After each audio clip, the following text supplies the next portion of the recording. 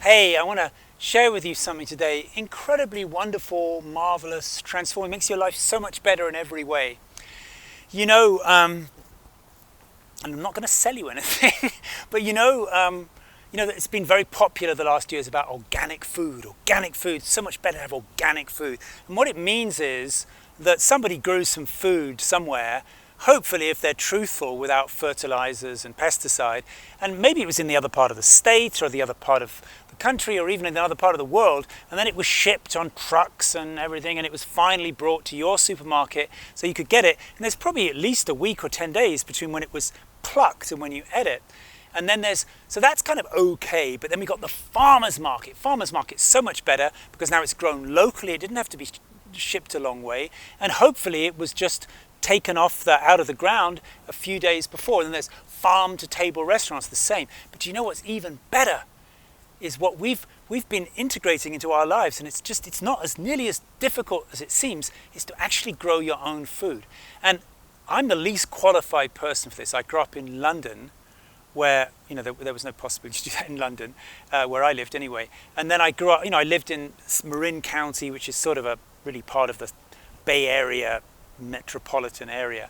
I've always lived around cities, and now we live here with a lot of trees and nature. And this used to be our swimming pool here. This used to be the swimming pool, which was very expensive to maintain. So we one year we filled it up with rocks, and then we put some netting over it, and we put gravel, and we put this much topsoil, and now it's growing food. Let me show you down in here, like this. Right now I'm going to just pluck right off the plant. I'm going to pluck kale. I mean, this was growing 10 seconds ago, and I can eat it.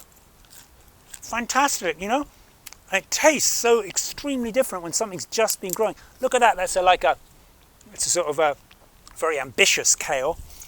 It's a sort of mega kale, and it's so full of life and delicious. What I used to do is we used to go and cut it off and bring it into the kitchen and then prepare it and eat it. But now I'm realizing you can eat it. You can go in the garden, eat it right in the garden. There's nothing fresher. And it's funny now, when I go to the farmer's market, even though it's really great, now I look at it with different eyes. I go, well, it's nice, but it's not quite as fresh as when you eat it right out of your garden. This is not difficult. What I realized is, it never occurred to me, plants actually do their own thing.